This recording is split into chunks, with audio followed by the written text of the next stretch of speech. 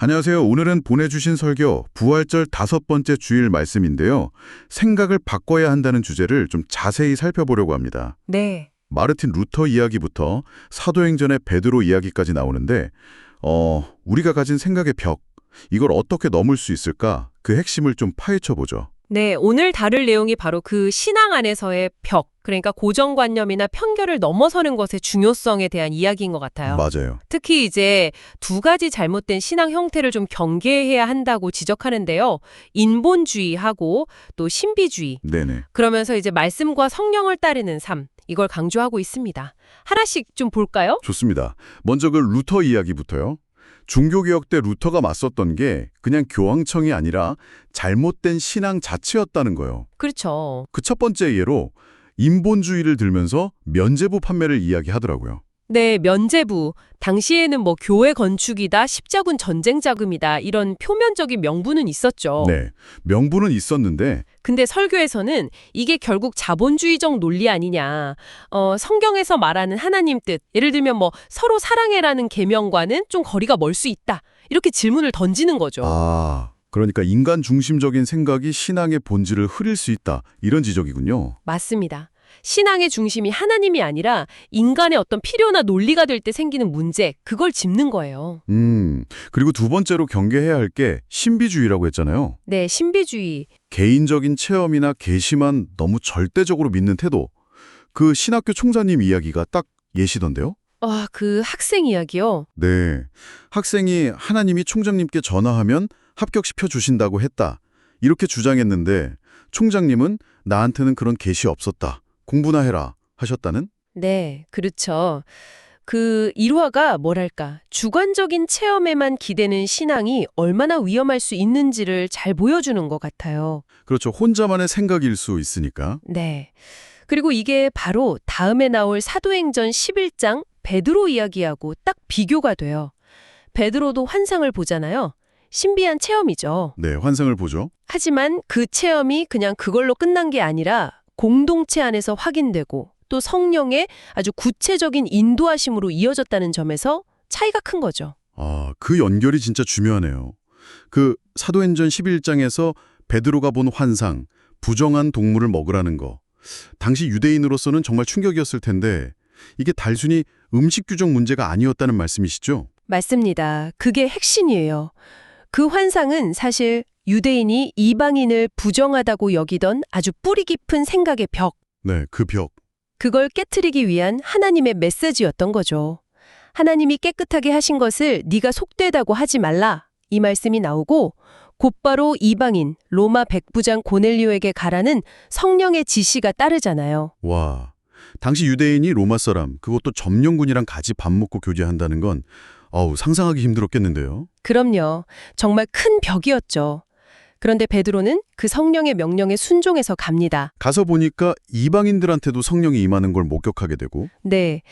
예루살렘 교회에서는 뭐 발칵 뒤집혔겠죠, 처음에는. 그랬겠죠. 하지만 결국에는 하나님께서 이방인에게도 생명 얻는 회개를 주셨구나 하고 깨닫고 인정하게 되잖아요. 이 과정 자체가 정말 놀랍네요. 이게 바로 사도행전 1장 8절 말씀 있잖아요.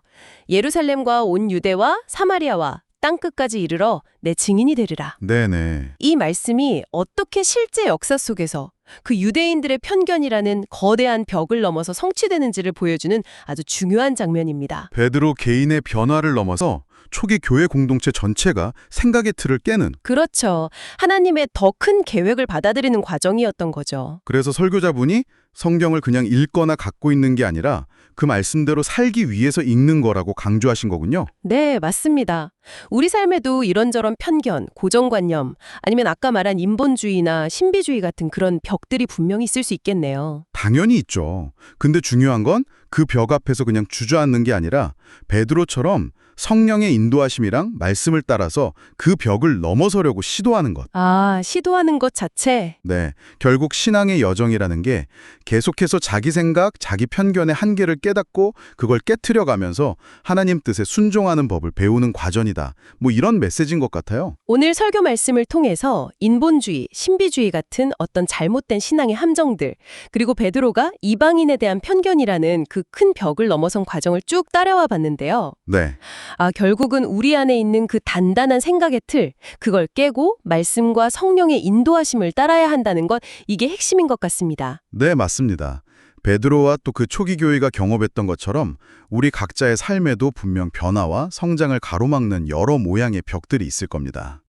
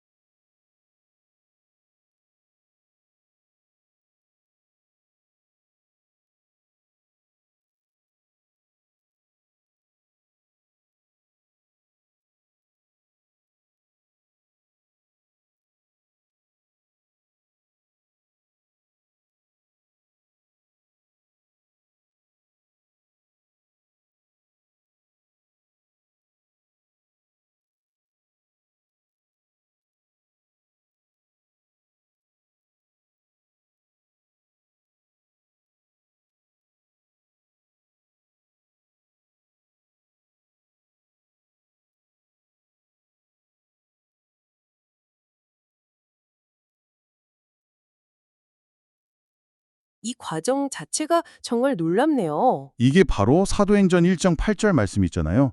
예루살렘과 온 유대와 사마리아와 땅끝까지 이르러 내 증인이 되리라. 네네. 이 말씀이 어떻게 실제 역사 속에서 그 유대인들의 편견이라는 거대한 벽을 넘어서 성취되는지를 보여주는 아주 중요한 장면입니다. 베드로 개인의 변화를 넘어서 초기 교회 공동체 전체가 생각의 틀을 깨는, 그렇죠. 하나님의 더 큰 계획을 받아들이는 과정이었던 거죠. 그래서 설교자분이 성경을 그냥 읽거나 갖고 있는 게 아니라 그 말씀대로 살기 위해서 읽는 거라고 강조하신 거군요. 네, 맞습니다. 우리 삶에도 이런저런 편견, 고정관념, 아니면 아까 말한 인본주의나 신비주의 같은 그런 벽들이 분명 있을 수 있겠네요. 당연히 있죠. 근데 중요한 건 그 벽 앞에서 그냥 주저앉는 게 아니라 베드로처럼 성령의 인도하심이랑 말씀을 따라서 그 벽을 넘어서려고 시도하는 것. 아, 시도하는 것 자체. 네, 결국 신앙의 여정이라는 게 계속해서 자기 생각, 자기 편견의 한계를 껴닫고 그걸 깨트려가면서 하나님 뜻에 순종하는 법을 배우는 과정이다. 뭐 이런 메시지인 것 같아요. 오늘 설교 말씀을 통해서 인본주의, 신비주의 같은 어떤 잘못된 신앙의 함정들,